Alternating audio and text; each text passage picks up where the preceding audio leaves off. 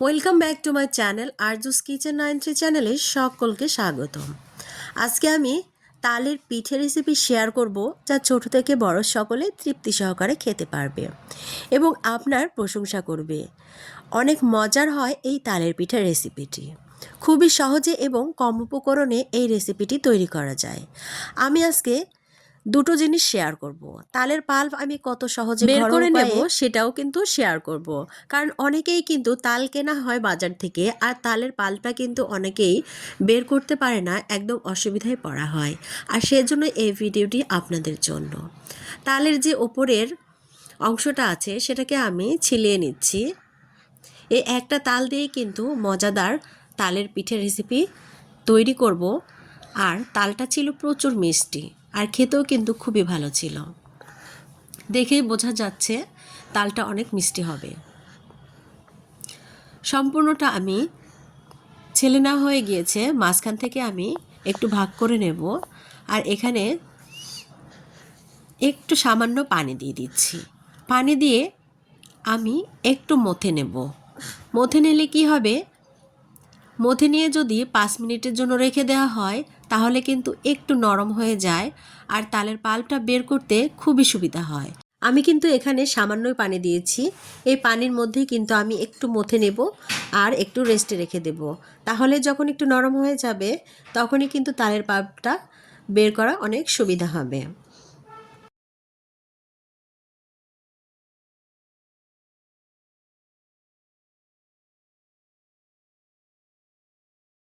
মথে নেওয়া হয়ে গিয়েছে এবং তালের পাল্পটা আমি নিয়ে এরকম একটা ফুটো ফুটো ঝাঁঝরি যদি থাকে বাসায়, তাহলে কিন্তু এটার সাহায্যে আপনারা তৈরি করে নিতে পারেন। আমি কিন্তু সচরাচর এটা দিয়েই তৈরি করে নেই, কারণ আমার বাসায় তেমন কিছু নেই যে তালের পাল্পটা বের করব। তাই এটাই বুদ্ধি করলাম। এর ভেতরে দিয়ে সুন্দরভাবে কিন্তু তালের পাল্পটা বের হয়ে যাচ্ছিল দেখুন, আর খুবই তাড়াতাড়ি হচ্ছিল। এত সহজে আমি তালের পাল্পটা বের করতে পারবো আমি তো কল্পনাই করতে পারিনি, এজন্য আপনাদের সঙ্গে আমি শেয়ার করলাম। এরকম করে নিচের দিকে ঘষা দিলেই কিন্তু সুন্দরভাবে তালের পাল্পগুলো বের হয়ে আসছিল। তেমন কোনো রকম কষ্টই হয়নি। তো আপনারাও যদি এরকম কিছু থাকে তাহলে কিন্তু আপনারাও বের করে নিতে পারেন। আমার একটা বের করে নেওয়া হয়ে গিয়েছে দেখুন, খুবই সহজে কিন্তু তালের পাল্পগুলো বের হয়ে যাচ্ছে।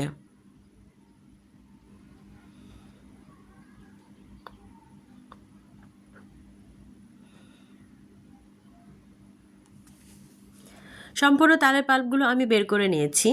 দেখুন আমি সম্পূর্ণ তালের পাল্পগুলো বের করে নিয়েছি, আর আঠিগুলো দেখুন কত সুন্দর পরিষ্কার হয়ে গিয়েছে। এখন আমি এগুলোকে ছাকনা দিয়ে ছেঁকে নিচ্ছি। আর এগুলোর আঁশ যদি থাকে তাহলে কিন্তু পিঠে খেতে ভালো লাগে না এবং মুখে গালে বেঁধে যায়, খেতে কিন্তু ভালো লাগে না। আর এটা দিয়ে যদি ছাকনা দিয়ে ছেঁকে নেওয়া হয় তাহলে কিন্তু খুবই ভালো হয়। আমি ছাকনা দিয়ে এভাবেই ছেঁকে নিচ্ছি। ঘরে থাকা সামান্য কিছু জিনিস দিয়েই কিন্তু এই তালের পাল্পগুলো বের করে খুবই সহজে পিঠা তৈরি করা যায়। আমি এভাবে তালের পাল্পগুলো বের করে নিয়ে ফিরে আসছি। ভিডিওর এই পর্যন্ত যারা চলে এসেছেন একটা লাইক দিতে ভুলে গেছেন, একটা লাইক দিয়ে পুরো ভিডিওটা দেখার অনুরোধ রইল। কোথাও স্কিপ করবেন না, স্কিপ করলে কিন্তু মূল্যবান জিনিসগুলো আপনারা মিস করে যাবেন। আমার তালের পাল্পগুলো এক বাটি বের করে নেওয়া হয়ে গিয়েছে। একটা তাল দিয়ে আমি কিন্তু এই পিঠা রেসিপিটা তৈরি করব। আমি এখন চুলায় চলে যাচ্ছি। একটা কড়াই বসিয়ে দিয়েছি চুলায়, আর এখানে তালের পাল্পগুলো আমি ঢেলে দিচ্ছি। এরকমভাবে পিঠা রেসিপি যদি তৈরি করেন তাহলে কিন্তু খেতে খুবই সুস্বাদু এবং মজাদার লাগে এই তালের পিঠা রেসিপিটি। আমি সম্পূর্ণ তালের পাল্প ঢেলে দিয়ে এখানে আমি চিনি দিয়ে দেব। যে যেমন মিষ্টি খেতে পছন্দ করেন ঠিক তেমনই চিনি দিয়ে দিবেন। আমি চিনিটা একটু বেশি দিয়ে দিয়েছি, আর এখানে স্বাদ মতো লবণ দিয়েছি। দিয়ে আমি হালকা আঁচে এগুলোকে গরম করে নিচ্ছি। বেশি আঁচ দিলে কিন্তু কড়াইয়ের গায়ে লেগে যেতে পারে, আর এই জন্যই একটু চিনি গলা পর্যন্ত অপেক্ষা করে নিতে হবে এবং হালকা আঁচ দিয়েই কিন্তু এগুলোকে কুক করে নিতে হবে। যখন দেখছেন চিনিটা গলে গিয়েছে তখন একটু বলক করে নিতে হবে। বলক তুলে এখানে চাউলের গুঁড়ি দিয়ে নেব আমি। আপনারা এখানে আটা ময়দাও ব্যবহার করতে পারেন, তবে আমার কাছে চাউলের গুঁড়ি ছিল আর সেটা আমি এখানে দিয়ে দেব। আর সম্পূর্ণটা একবারে দেওয়া যাবে না, অল্প অল্প করে দিয়ে এগুলোকে ডো তৈরি করে নিতে হবে। একবারে বেশি যদি দেওয়া হয় তাহলে কিন্তু দলা পেকে যাবে এবং ভেতর পর্যন্ত সেদ্ধ হবে না। আর তাই অল্প অল্প দিয়ে আটাটাকে সুন্দরভাবে সেদ্ধ করে নিয়ে এই খামিরটা তৈরি করে নিতে হবে। দেখতে পাচ্ছেন ভিডিওতে আমি যেভাবে দেখাচ্ছি ঠিক আপনারা এই প্রসেসটি ফলো করবেন, তাহলে আপনারাও ঠিক সহজেই পেরে যাবেন। দেখুন আমি খুবই সহজে এই খামিরটা তৈরি করে নিয়েছি। আমি এখন একটা পাত্রে ঢেলে নেব। আমার এই ভিডিওটি দেশ এবং দেশের বাইরে থেকে যারা দেখছেন তাদেরকে অসংখ্য ধন্যবাদ, এবং যারা নতুন চ্যানেলে এসেছেন অবশ্যই চ্যানেলটি সাবস্ক্রাইব করে দিয়ে পাশে থাকারই অনুরোধ রইল। সম্পূর্ণ খামিরগুলো আমি ঢেলে নিচ্ছি আর একটু ঠান্ডা হওয়ার জন্য অপেক্ষা করে নেব। এরপরে আমি একটু সামান্য এখানে খামিরের ওপরে তেল দিয়ে নিচ্ছি যাতে মেখে নিতে সুবিধা হয় আর হাতে না লেগে যায়। খুব সুন্দরভাবে কিন্তু এটা খামির হয়ে যায়, হাতেও লেগে যায় না। খুব ভালোভাবে কিন্তু মথে নিচ্ছি আমি। এই আটা খামিরটাকে ভালোভাবে মথে নিলে কিন্তু পিঠা রেসিপিটা খুবই ভালো হয় তৈরি করতে। অনেক ডিজাইন করে আপনারা পিঠা তৈরি করে নিতে পারেন, ঠিক এইভাবেই। আমি কিন্তু লম্বা লম্বা শেপ দিয়ে পিঠা রেসিপিটি তৈরি করেছি। আপনারা নকশি ডিজাইন করেও কিন্তু পিঠা এই রেসিপিটি তৈরি করে নিতে পারেন, ঠিক এভাবে খামির তৈরি করে। আমি এখানে লম্বা লম্বা শেপ দিয়ে পিঠাটা তৈরি করে নিচ্ছি খুবই সহজে। একটু লম্বা লম্বা করে আমি পিঠাটা তৈরি করে নিচ্ছি। এটা কিন্তু দেখতেও ভালো লাগে, খেতেও কিন্তু অনেক সুস্বাদু হয়। ঠিক এভাবেই আমি সম্পূর্ণ পিঠা তৈরি করে নেব। আপনাদের বোঝার সুবিধার্থে আরও একবার আমি দেখিয়ে দিচ্ছি। ঠিক এভাবে চৌকো চৌকো করে লম্বা লম্বা করে আমি পিঠাগুলো সম্পূর্ণ তৈরি করে ফিরে আসলাম। দেখুন কতটা লোভনীয় হয়েছে পিঠার রেসিপিগুলো। এখন এই পিঠাগুলোকে আমি ভেজে নেব, আর সেজন্যই চুলায় একটা ফ্রাই প্যান বসিয়ে দিয়েছি। অলরেডি তেলটা গরম করে নিয়েছি। এই তেলটা একটু হালকা গরম করে নিয়েছি, আর এখানে আমি সম্পূর্ণ পিঠাগুলো আস্তে আস্তে ঢেলে দেব। পিঠাগুলোকে একটু মুচমুচে করে ভেজে নিতে হবে। আমি কিন্তু এই পিঠাগুলোকে আবার শিরায় দিয়ে ডুবিয়ে নেব, এতে করে পিঠার স্বাদ আরও দ্বিগুণ হয় এবং নরম তুলতুলে হয়, খেতে কিন্তু অসাধারণ হয়।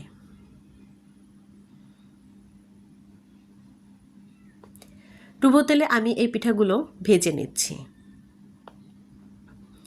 একটু হালকা হালকা নাড়াচাড়া করে নিচ্ছি। একটু হালকা ব্রাউন যখন হয়ে আসবে, কালারটা একটু গোল্ডেন কালার হবে, তখনই কিন্তু আমি এগুলোকে উঠিয়ে নেব। আপনারা হালকা হালকা করেও করে নিতে পারেন, তবে ভেতরটা যাতে সেদ্ধ হয় সেভাবে ভেজে নিতে পারবেন। আমি এভাবেই কিন্তু উঠিয়ে নেব, কালারটা অনেক সুন্দর এসেছে। এগুলোকে তেল ছাড়িয়ে ছাকনায় আমি উঠিয়ে তেলটা ছাড়িয়ে সুন্দরভাবে আমি পরিবেশন করে দেখাচ্ছি কতটা লোভনীয় হয়েছে পিঠাগুলো।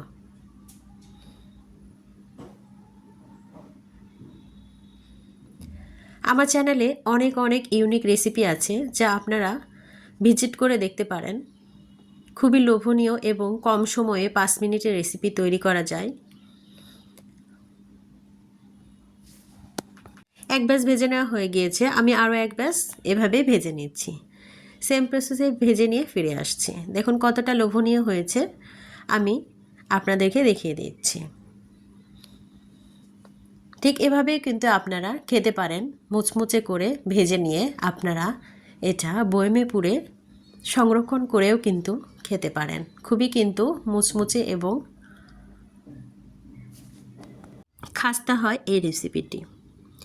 এখন আমি চুলায় একটা ফ্রাই প্যান বসিয়ে দিয়েছি আর এখানে সামান্য একটু চিনি দিয়ে দিচ্ছি আর এখানে দিয়ে দিচ্ছি পানি। চিনির চেয়ে ডাবল আমি পানি দিয়েছি, কারণ পিঠায় আমি চিনি দিয়েছিলাম, এখানে কিন্তু বেশি চিনি ব্যবহার করলাম না।